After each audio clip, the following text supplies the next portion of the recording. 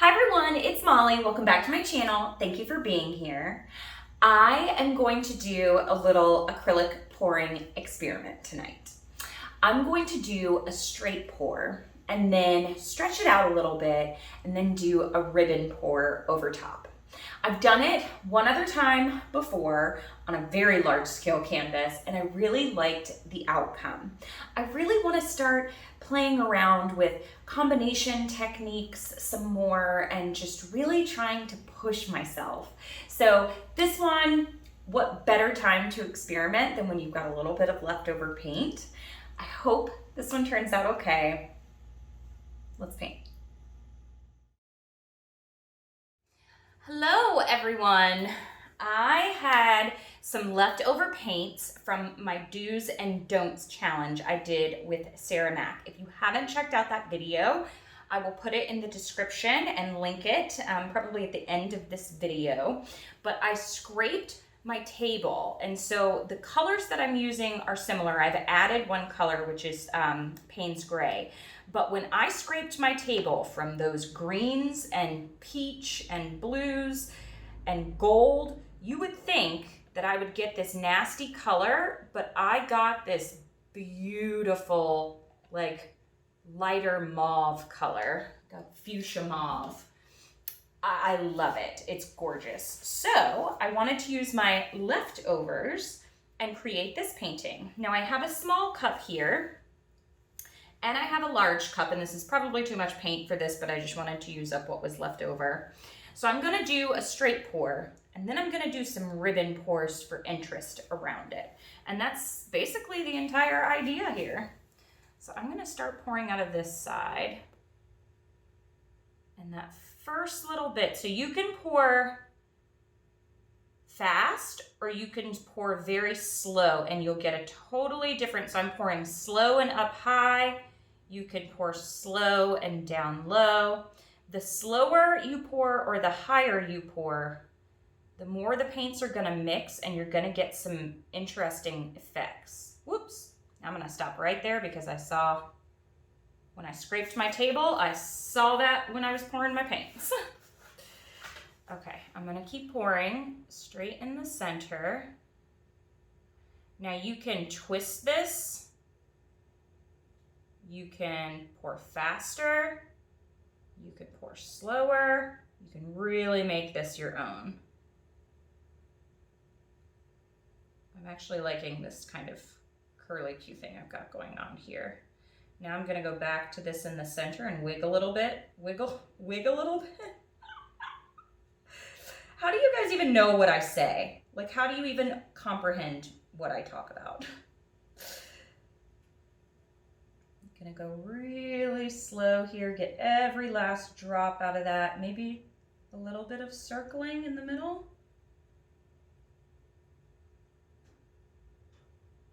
Last little bits here.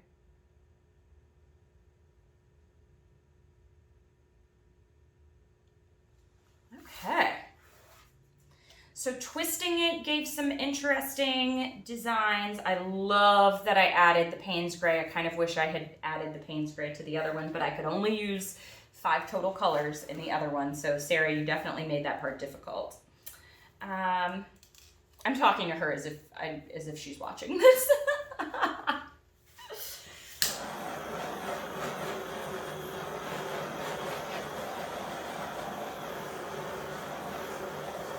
Okay, I was just popping some air bubbles there. I thought that this was gonna be too much paint, but I think this is gonna be perfect. So I contemplated doing the ribbon pours before I stretch, but I think I'm gonna stretch a little bit first, and then I'm gonna do. So while I'm stretching, I'm looking for any lumps that may have occurred in the paint.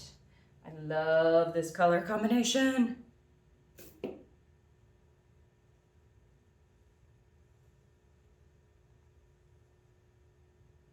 Okay, now that I've got that out, I don't know, I might as well just go for it. Okay, so I'm gonna start over here.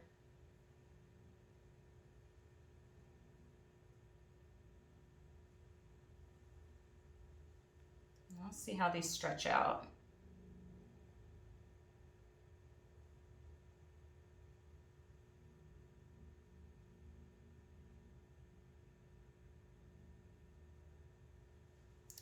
have a little bit left. I may just, I really love this corner. I think I may just leave that the way that it is.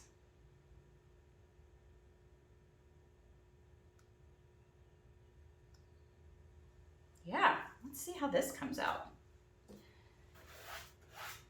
Oh, it's really like 3D looking in there. Okay, let's stretch.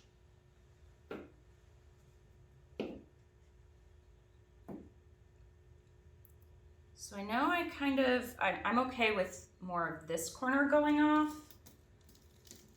And then I always want to try to keep you in frame when I'm doing this, even though I have my overhead cameras, but I have accumulated so much stuff in my studio.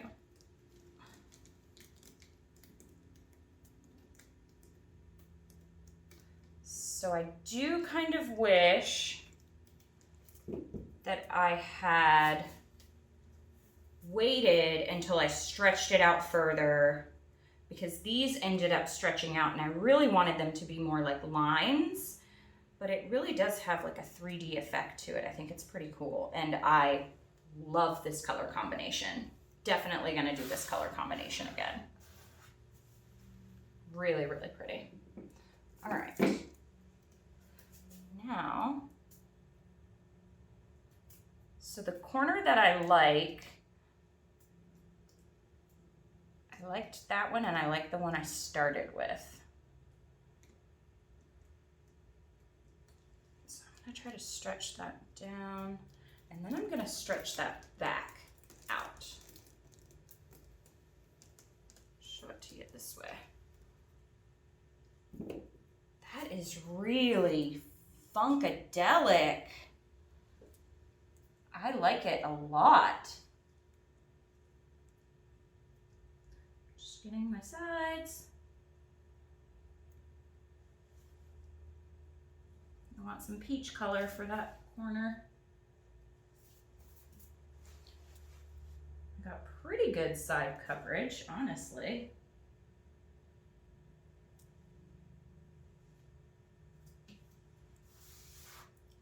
Funkadelic and cool. I like it.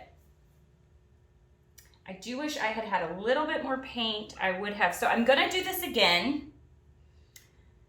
And because I've done it where I've stretched it all out before and then did the ribbon pours, I think that's what I'm gonna do this time around. But this is just super funky cool. I'm loving it. I do maybe want to now stretch that way just a little bit.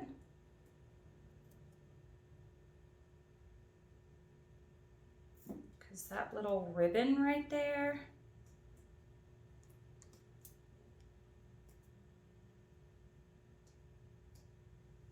you guys are probably telling me to stop,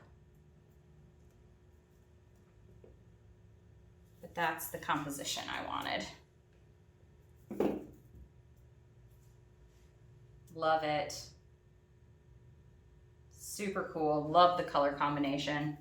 Really happy with this. All right, let me show you the wet result. This has so much potential. 1, color combination, love it. 2, next time I'm not going to stretch. I'm going to stretch all I'm going to stretch all the way out and then add my ribbons.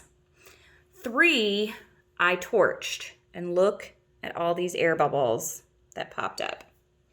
So that's my one part I'm a little bit disappointed about. It's got all these like starry little flecks in it where the light blue was. That's the one that had the air bubbles, but super fun. All right, I will show you this one when it dries. So this is one of those pieces that I'm glad I let it dry, because it ended up changing and for the better. So there was like this just huge kind of blob in the center, but it actually ended up reacting a little bit. And I really like it. All the little, because I use 24 karat gold, all the little cells popped up around it. And this is what this is for. Little experiments like this. I love using my leftover paints for things like this. And what I'm going to do next time is do the ribbon pour over top after I have stretched it out to allow the ribbons to actually stay instead of stretching. But for a little leftover paint pour, I think this came out really cool. And I was kind of upset about the little dots, but honestly, they're not that bad. And I think I'm just going to paint over the ones that are right here with just straight tube paint again and make that a solid color, and I think it'll be perfect. But there it is. I really like this one. Thank you for watching. Happy painting. Bye.